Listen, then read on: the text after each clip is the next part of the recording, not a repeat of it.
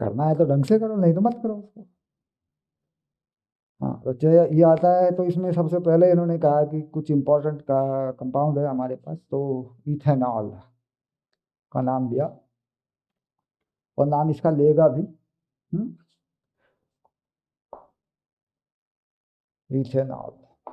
तो C2H5OH, IUPAC नाम ethanol ही है।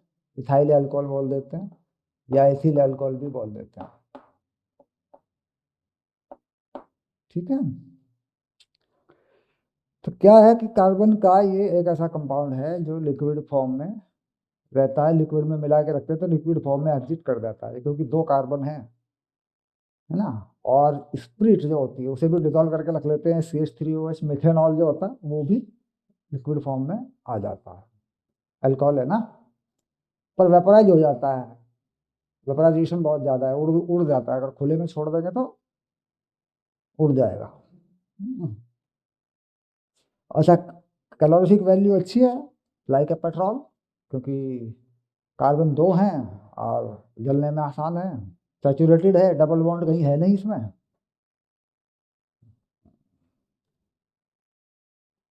ऑक्सीडेशन कर दें तो क्या मिलेगा, इथेनॉइक एसिड, यानी वो एसिटिक एसिड भी मिल जाता है फिर इसी से। ठीक है, तो प्रॉपर्टी में क्या कहेगा कि reaction of ethanol, there not nothing more in physical property. Physical property में तो हो ही गया कि ये लिक्विड है और इसका जो इग्निशन टेम्परेचर है बहुत कम है, थोड़ी सी टेम्परेचर पे ही आग पकड़ लेगा ये। हाँ, और सैचुरेटेड है तो धुआं नहीं देगा, डबल बॉन्ड नहीं है इसके अंदर। हम्म, हम्म। तो रिएक्शन जो है कैसी कैसी देता है, तो पहली रिएक्शन उन्होंने कहा है रिएक्शन विद सोडियम, यानी वही बात आ जाती है कि ये एक कोवेलेंट कंपाउंड है पूरी तरह। अगर इसमें कोई मेटल डाल दूं मैं तो ये कैसा व्यवहार करेगा, कैसा बिहेवियर करेगा, तो रिएक्शन विद मेटल या रिएक्शन विद सोडियम लिख दिया गया, रिएक्शन विद सोडियम Na। तो Na की जो प्रॉपर्टी है दैट इज नॉट कि वो OH को हटाएगा, OH को नहीं हटाएगा। तो सोडियम क्या करेगा, हाइड्रोजन को फ्री कर देता, सोडियम क्या करेगा, हाइड्रोजन को फ्री कर देता। क्योंकि ऐसा होता है, ऐसा मेटल जब डाली जाती है किसी में जिसमें OH होता है तो हाइड्रोजन को भगाती है, रिलीज कर देते हैं, है ना। तो इसमें अगर C2H5OH में Na मिलाया जाए तो ये मेटल जो है क्या करती है, सोडियम इथॉक्साइड बनाती है, C2H5ONa बनता है, यानी हाइड्रोजन को रिप्लेस करता है, और हाइड्रोजन बन जाती है तो बैलेंस करने के लिए 2 से मल्टीप्लाई भी कर देते हैं। हम्म, अब बैलेंस करेंगे क्योंकि वैसे तो एक Na है एक OH है, तो लेकिन वहाँ H2 बनना है ना, तो वो 2 से मल्टीप्लाई हो जाता है, फिर सारे C2 4 OH सब सेम आ जाते हैं। इसका नाम क्या होता है, सोडियम एथॉक्साइड। हम्म, हाँ, सोडियम इथॉक्साइड, क्योंकि मेटल के साथ नाम दिया जाता है। तो एक तरीके से देखा जाए तो एक इनऑर्गेनिक कंपाउंड बन जाता है ये, है ना। मतलब ऑर्गेनिक तो है ही उसमें, लेकिन एक इनऑर्गेनिक कंपाउंड, क्योंकि सोडियम अगर पहले लिख दिया नाम में, कॉमन नेम में, तो इसका मतलब ये इनऑर्गेनिक कंपाउंड बन जाता है। तो सोडियम इथॉक्साइड, क्लियर। तो प्रॉपर्टी मेटल में है कि वो अल्कोहल में हाइड्रोजन को हटा देगा, हाँ, हाइड्रोजन को रिप्लेस कर देता है। इसमें सोडियम जैसी मेटल जो भी डालें आप, सोडियम पोटेशियम डालें, मैग्नीशियम डालें, कैल्शियम डालें, क्लियर, तो हाईली रिएक्टिव मेटल है ये, है ना। लिथियम डालें, clear, that is the same process. But यह कि यहाँ वैलेंसी जो है कैल्शियम और मैग्नीशियम की 2 है, तो उसके हिसाब से डबल हो जाएगा ये वाला मॉलिक्यूल। तो ये वाला, क्योंकि इसकी वैलेंसी क्या रही, -1, और इसकी क्या रही, +1। हाँ, तो मैं अगर लिखूं कैल्शियम इथॉक्साइड, तो कैल्शियम इथॉक्साइड में कैसे लिखता हूँ, ये बात अलग है बन के रहेगा कि नहीं रहेगा स्टेबल, या रखेंगे टेम्परेचर कम करके रखेंगे, क्या करेंगे, ठीक है। लेकिन वो बनेगा, एग्जिट करता है तो कैसे, क्या लिखेंगे, तो उसमें क्या करते हैं, इथॉक्साइड जो है 1 पे आ गया तो इसे लिखें आप ऐसे C2H5O, और डबल कर ले यहाँ पे, ये आ गया देखो कैल्शियम। क्योंकि इसकी वैलेंसी 2 है, इसकी तो 1 ही हुई ना, हाइड्रोजन को रिप्लेस किया।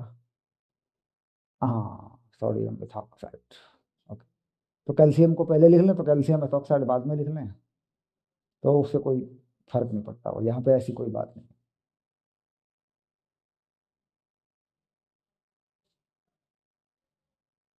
कहता है पानी, इसमें अगर आप हटाना चाहें, पानी निकालना चाहें अल्कोहल से, तो पानी निकल जाएगा।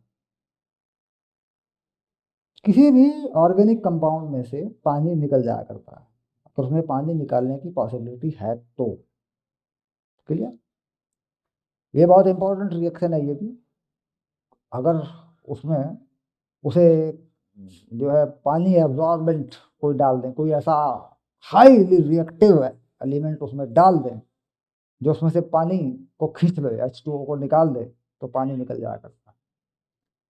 ठीक, तो ऐसे क्या होता है, कॉन्सेंट्रेटेड जो एसिड होते हैं, कॉन्सेंट्रेटेड जो एसिड होते हैं जैसे तेजाब, HNO3, ये क्या करते हैं, पानी निकाल देते हैं इसमें से। हम्म तो वही है कि जैसे OH है तो एक H निकलेगा, एक OH निकलेगा, तो क्या किया कि ये तो एज ए कैटलिस्ट पानी को एब्जॉर्ब कर लेगा ना, इसमें से खींच लेगा पानी, तो CH2H5OH, और इसके ऊपर यही लिख दो बस, कॉन्सेंट्रेटेड H2SO4, यानी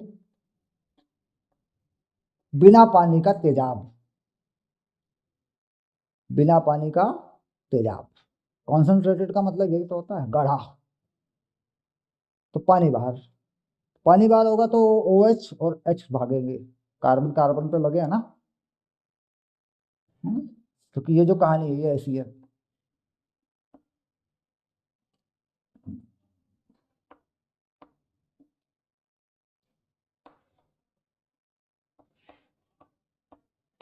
ऐसे तो यहां से हटा सकते, यहाँ कर दे इसे H2, यहाँ। क्लियर, तो इसे यहाँ कर दिया, इसको हो गया, तो इसे हटा दे। तो एक बॉन्ड बदल जाएगा, तो डबल बॉन्ड हो जाएगा, तो क्या बना, C डबल बॉन्ड CH2, और ऊपर भी CH2 ही रह गया, तो क्या बना, इथीन। हाँ, ये इथीन हो गई, मतलब एल्कीन पे चला जाता है। ठीक, तो क्या ये सभी स्ट्रॉन्ग एसिड पर हो सकता, भाई इन्होंने तो ये लिख दिया कि H2SO4 दे दो आप concentrated, that is not finish, ये मिल गया आपको, लीजिए, ये हो गया CH2 डबल बॉन्ड CH2। तो अगर मैं HNO3 कर दूं तो क्या समस्या है, अगर मैं H2SO4 की जगह HNO3 कर दूं या HCl कर दूं, क्योंकि मेरे पास बहुत बढ़िया एसिड है, 3 एसिड है मेरे पास, बहुत हाई कॉन्सेंट्रेटेड एसिड है जो बिल्कुल आग लगा देने वाले होते हैं, जिसमें HNO3 है, H2SO4 है, और HCl है। तो why I prefer H2SO4, I am not prefer HNO3 and HCl for this reaction। हाँ, वही मैं पूछ रहा हूँ, why।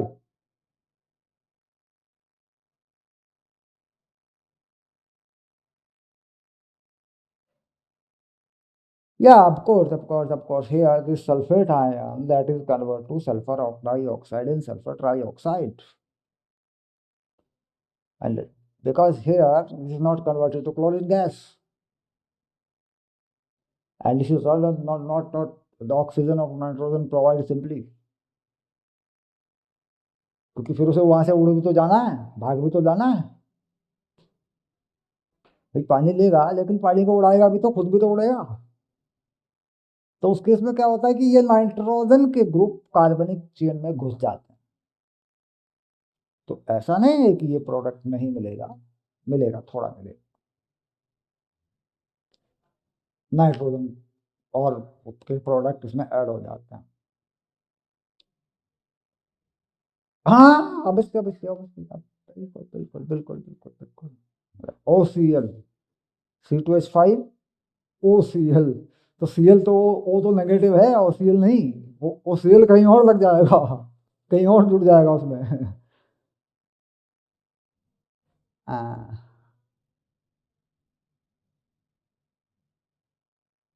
नहीं नहीं, रिएक्ट तो करता है।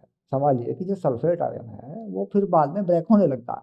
उसकी रिएक्टिविटी बहुत ज्यादा है। सल्फर की क्या, सल्फर और ऑक्सीजन बहुत ज्यादा हाईली, दोनों ही इलेक्ट्रोनेगेटिव है ना, बहुत ज्यादा।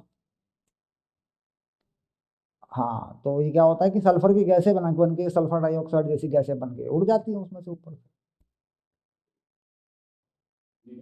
क्योंकि वो तो फिर डाइल्यूट होने लगता है ना। ये गैस उड़ती है, इसे गैस बना के उड़ा देगा। हाँ, और ये क्या करेंगे, ये इसे तो, ये तो काम तो ये करेंगे ये वाला, लेकिन उसके साथ में क्लोरीन और नाइट्रोजन जैसे कंपाउंड भी, कुछ इसमें कॉम्प्लेक्स कंपाउंड भी मिलेंगे। तो इसलिए हम क्या करते हैं कि H2SO4 को यहाँ प्रेफर करते हैं इस केस में। हम्म।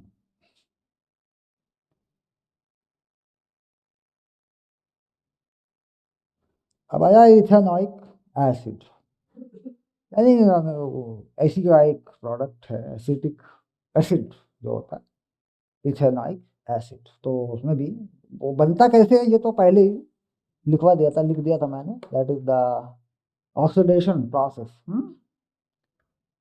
ये ऑक्सीडेशन कर दें तो मिल जाया करता है, ऑक्सीजन जोड़ें तो मिल जाया करता है।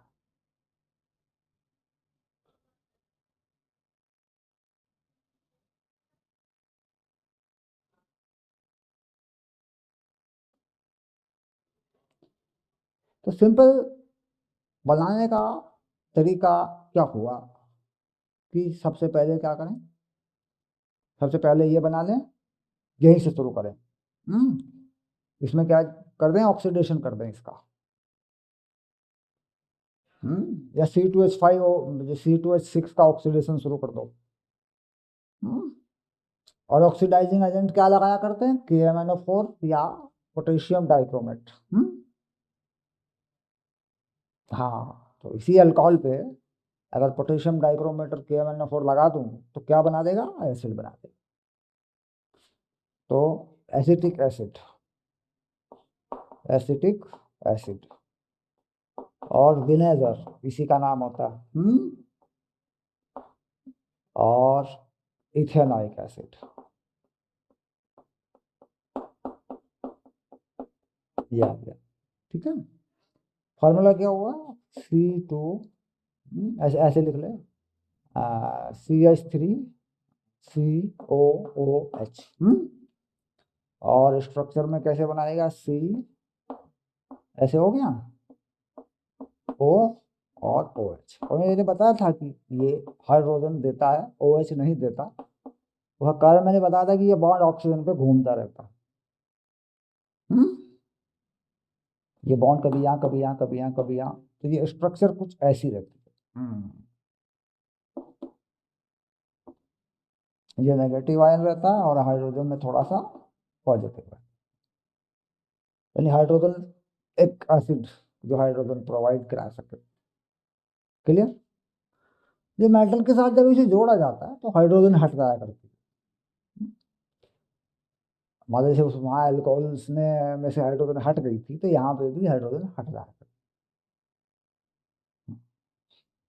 तो उस केस में मतलब सोडियम के साथ में लगा दूं इसे, तो क्या करेगा, मेटल के साथ इस हाइड्रोजन को हटा देता है, यहाँ पे N लग जाता है। तो CH3COOH, और यहाँ जोड़ दूं, सोडियम डाल दूं इसमें, तो क्या होगा, CH3CONA। ओके, और क्या मिलेगा, हाइड्रोजन मिलेगा। तो वो बैलेंस करने के लिए लगा दूंगा। तो इसका नाम क्या होगा? Sodium acetate. सोडियम का ही तो एसीटेट हुआ, और क्या हुआ?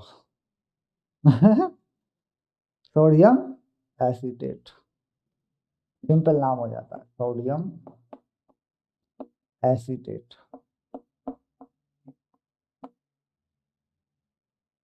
हम्म दे रखा होगा बिल्कुल। वो एक अलग चीज है, एस्टर बना देता है वो। उस एस्टर का जिक्र नहीं हुआ, वो मैंने पढ़ाया था ना, बताया था मैंने कि वहां बीच में ओ लगा दूं तो एस्टर हो जाता है। अगर ओ से एक एक बॉन्ड जोड़ दूं तो एस्टर हो जाता है ना। तो वहाँ पानी निकाल देते हैं बाहर, ज़्यादा सिंपल इक्वेशन होती है वो। एस्टर बनाना सबसे सिंपल होता है। हम्म, तो उसमें क्या होता है कि बीच में ओ से जुड़ जाता है एल्डिहाइड वाला ग्रुप, एच हट जाता है, या कीटोन वाला ग्रुप। पानी बाहर निकाल दिया करते हैं। तो अब दोनों को ही मिला दे, दिक्कत क्या है? C2H5OH। तो जब एस्टर बनाते हैं, हम्म, तो उसमें क्या करते हैं? C2H5OH, और CH3COOH।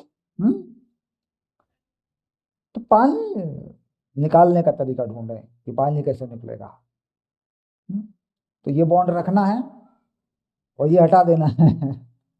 तो ये पानी निकलेगा ऐसे। मतलब ये बॉन्ड रखना है, हम्म, इसमें से H या इसमें से OH तो नहीं ना, यहां से H हटाना है तुम्हें, यूं। और यहां से ये OH हटाना है तुम्हें, यूं। तो क्या निकलेगा तुम्हारा? वाटर बाहर। हम्म तो यहाँ तो इस O पे तो एक ही बॉन्ड बचा, ये देख खाली हो गया। हम्म और इधर क्या रह गया तुम्हारा? C2H5 बस। और इधर क्या रह गया? CO। ये रहा डबल बॉन्ड वाला O, एक सिंगल वाला निकल गया OH वाला। और ये क्या रह गया? CH3। ओके। तो ये जो चीज होती है इस तरीके से जो लगी होती है, यो CO यानी O के साथ जुड़ा हुआ होता है, इसे कह देते हैं एस्टर।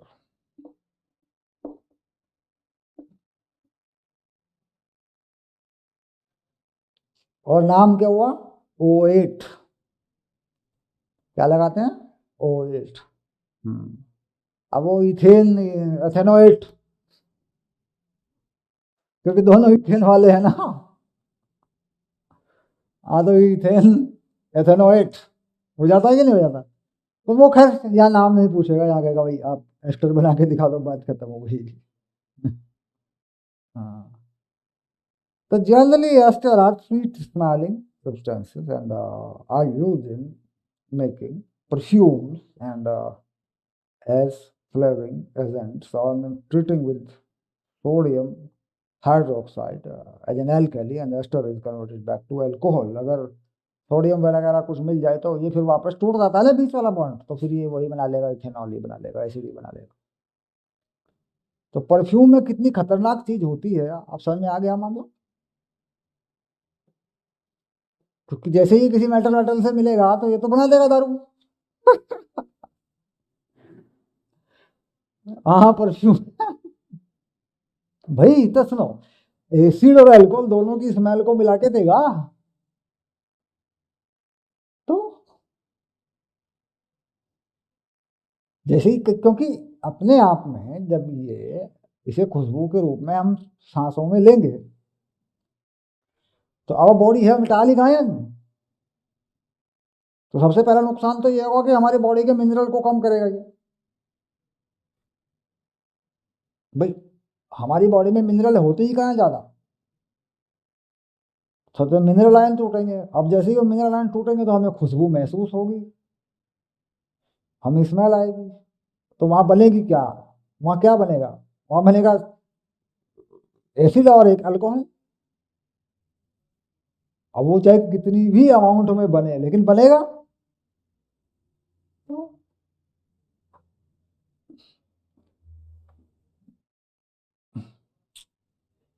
तो यूज कर देते हैं क्या, किस में कर देते हैं? अच्छा, अब इसके बाद this reaction is known as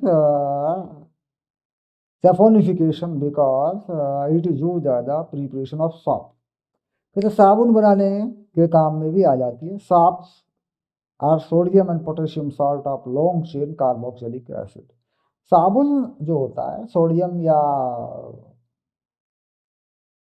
potassium का लॉन्ग चेन कार्बोनिक एसिड होता है, यानी जैसे एसिटिक एसिड है तो एसिटिक एसिड को हटाएं, प्रोपेनाइक एसिड, ब्यूटेनाइक एसिड या ऐसा लंबा कर लें तो क्या बन जाता है वो, सोडियम के साथ जोड़ें तो पोटेशियम तो अवेलेबल ही नहीं है, सोडियम जोड़ लेते हैं तो उसे क्या कहते हैं, सॉप, साबुन। हम्म। तो साबुन में क्या होता है कि ये जब खुलता है, साबुन पानी में घुलता है तो जहाँ जहाँ ऑयली मटेरियल होते हैं, हम्म, वहाँ वहाँ ये आयन ये टूट जाता है, आयंस की फॉर्म में, वहाँ वहाँ जाकर ये चिपक जाता है, उन्हें अपने साथ घोल देता है, ये डिजोल्व कर देता है उनको, और पानी में उनके उन्हें बहा लेता है। तो बनाया इसने एक, डज नॉट मैटर, उसने इसने बनाया हुआ है एक, पहली रिएक्शन में इसने बनाया हुआ है, पहले एस्टर बना दिया और फिर इसने ये बना भी दिया। देखो एस्टर को NaOH के साथ रखा तो C2 वापस बना दिया एल्कोहल, दैट इज नॉट। अब अगली रिएक्शन में क्या होता है कि बेस के साथ रखा तो वो सोडियम एसीटेट भी बना दिया इसने, ठीक है। तो ये दोनों बातें याद रखें, नहीं वापस कर लिया रिएक्शन को, इसको ठीक से देख लेंगे एक बार। अब ये आता है कि अगर इसको उसके साथ मिला दें कार्बोनेट, सोडियम कार्बोनेट, एक तो बाइकार्बोनेट होता है, एक कार्बोनेट भी होता है, एक खाने का सोडा, एक धोने का सोडा, कपड़े धोने का सोडा। और NaHCO3 पकाने का सोडा है। तो कह रहा खा जो वॉशिंग सोडा उसमें डाल दो इसे। हाँ हाँ, अरे नहीं, वॉशिंग सोडा मतलब सोडियम कार्बोनेट में डालो अगर कपड़े धोने हैं तो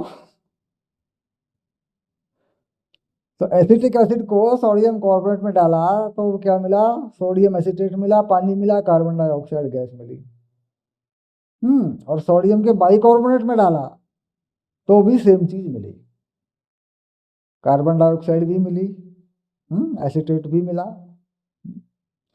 So reaction of carbonates and hydrocarbonate, ethanoic acid react with carbonate and hydrogen carbonate to give rise to salt of sodium, carbon dioxide gas.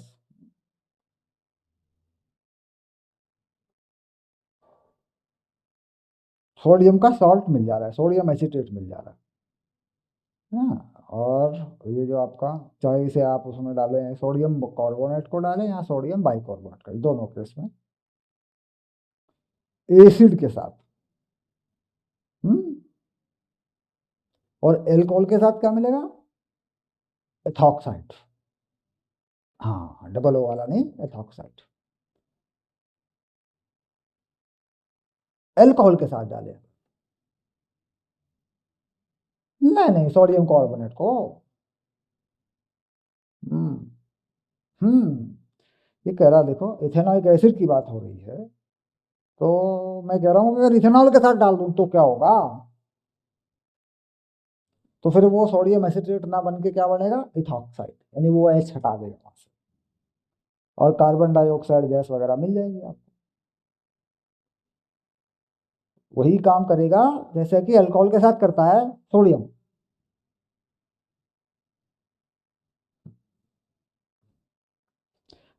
तो इसमें क्या होता है कि इन्होंने एसिड की बात की है, एसिड के साथ अगर Na2CO3 डालूं तो ये चीज ही बनती है, जो अभी बनाई की दिखाई गई थी वही बन जाती है, ठीक है।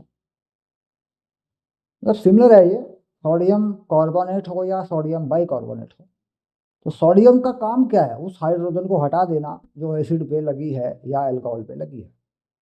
तो CH3COOH, अब इसके साथ में क्या लगा रहे हो, Na2CO3, हम्म या NaHCO3, कोई सा भी लगा रहे हो तुम। तो दोनों ही केस में तुम्हें यहाँ से H हटा के Na मिलने वाला है। CH3COONA और CO2 मिलने वाली है और पानी मिलने वाला है, वाटर, मॉइस्चर। अब अगर इसकी जगह अल्कोहल ले लो तुम, CH3CH2OH, और यहाँ ये चीज रखो, सोडियम का कार्बोनेट रखो या बाइकार्बोनेट रखो, जो भी रखो, तो बिल्कुल वैसी ही रिएक्शन होने वाली है। ये H ही हटने वाला है, ये एसीटेट है, और यहाँ जब ये हटाया था H मैंने, तो क्या लिखा था, CH3CH2ONA। बात समझ में आ रही होगी अब। ये क्या है, ये है इथॉक्साइड, सोडियम का इथॉक्साइड, और ये क्या है, सोडियम का एसीटेट। हाँ, तो मैं ये कह रहा था ये बिल्कुल सिमिलर रिएक्शन है। हाँ मिलेंगे, सब कुछ मिलेगा, एज इट इज सब मिलने वाला है, सब मिलने वाला, CO2 सब कुछ वही मिलेगा जो कर, बस ये फर्क है। मतलब उस हाइड्रोजन को ही हटाएगा जो COOH में है या OH में। सोडियम पर एक्टिविटी जाएगी तो सोडियम इस H को ही हटाएगा, यहाँ पे भी इस H को ही हटाएगा, तो वहां से एसीटेट मिलता, यहाँ से इथॉक्साइड मिलता।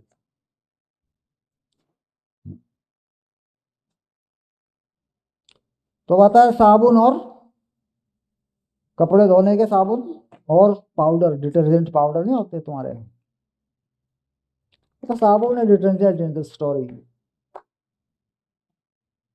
is not involvement of any chemical reaction, क्योंकि जो कंपाउंड आपने पढ़े हैं वही कंपाउंड इसमें यूज होंगे।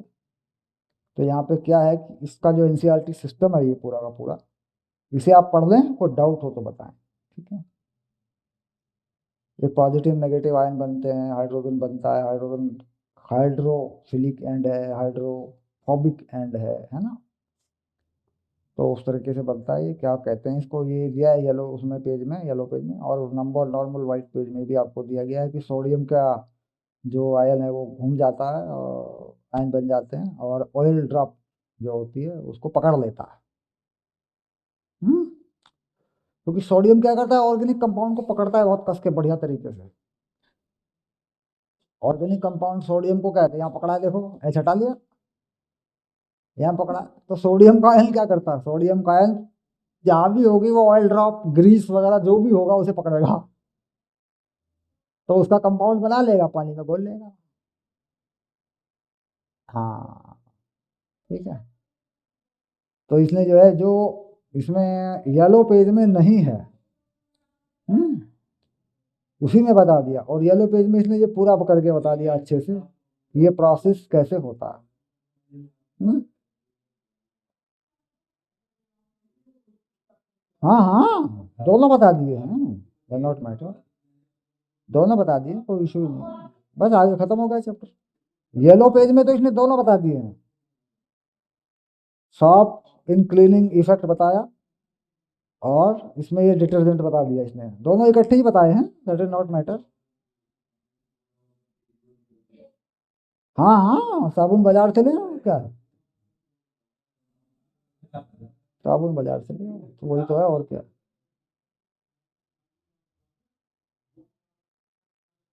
हम्म कौन सा, ये जो नीचे बना हुआ है, ये चिपका हुआ अगर है कोई, कोई कोई डस्ट पार्टिकल, ग्रीस जिसे बोलते हैं, डस्ट, अगर चिपका हुआ है कपड़े से, कपड़े के साथ मिल गया है, तो उसमें उस पर अटैक कैसे करेगा। तो दो एंड होते हैं इसके, एक होता है हाइड्रोफिलिक एंड और एक होता है हाइड्रोफोबिक एंड, हम्म साबुन के मॉलिक्यूल में। तो ये दोनों एंड जो है, तो कह रहा वो जो हाइड्रोफिलिक फॉबिक एंड है वो बाउंड्री में घुसता है, नीचे जहां चिपका हुआ है वहां घुसता है, अटैचमेंट जहां होता है वहां घुसता है वो, यानी वो उसके एडहेसिव प्रॉपर्टी को तोड़ता है। और जो दूसरा एंड है वो उसे खींचता है ऊपर को वहां से, क्योंकि उसकी टेंडेंसी क्या होती है कि चिपकेगा नीचे और फिर ऊपर चलेगा, डेंसिटी की वजह से, क्योंकि हल्का होता है ना पानी से। भाई पानी से हल्का है तो ऊपर तो भागेगा ही ना, तो एक तो ऊपर भागना है इसको, और रिएक्टिव एलिमेंट कहाँ पकड़ रहा है, जड़ों को पकड़ रहा है, तो जरा रगड़ देंगे तो हाथ से, तो अगर पॉसिबल होगा तो छुड़ा देगा उसको, मतलब ग्रीस ऑयल वगैरह, नॉट कलर। मेरे को रंग उड़ाने की चीज नहीं है, भले ही रंग उड़ जाए क्योंकि रंग उड़ाने वाला तो वो ब्लीचिंग वाला होता है ना फिर। हाँ, मैं बताता हूँ, उसमें कपड़े से तेल तो हट जाता है, लेकिन तेल का अपना कपड़े के साथ एक रंग बन जाता है। हाँ, वो रंग जो होता है हल्का सा धब्बा, दाग, वो दिखता रहता है, क्योंकि भाई रंग हो जाता है ना, एक कलर हो जाता है। तेल तो हट गया लेकिन रंग रह गया, निशान रह गया, धब्बा रह गया। हाँ, तो मैल तो निकल जाता है। तो इस तरह के छोटे मोटे दाग धब्बे तो कपड़ों पे होते ही है, तो थोड़ा नया बन जाए, जैसे आप शोरूम से बन के आए हमेशा वैसा ही रहेगा। अरे पहन के फटफटा जाते हैं, जाओ हो गया भाई, क्या करना, इतना ध्यान देना। इसका एनसीईआरटी चेक कर लो, ठीक कर लो इसको, और मुझे इसमें कोई इशू हो तो बताओ। I will start next mensuration. हाँ, बड़ा चैप्टर लूंगा मैं, और इसमें जो भी जहाँ भी होगा कुछ एनसीईआरटी के सारे सवाल करे, कोई इशू आएगा तो किसी को बता देना पड़ के मुझे। फिलहाल मैं उस मोड पे नहीं हूँ कि तैयारी करवाने के चक्कर में भी बहुत ज़्यादा लगूँ, अभी मैं पहले निपटा लूँ सिलेबस, उसके बाद देखूंगा फिर। बिल्कुल बिल्कुल बिल्कुल, प्रैक्टिस क्वेश्चन वगैरह जो भी है। ओके। ओके।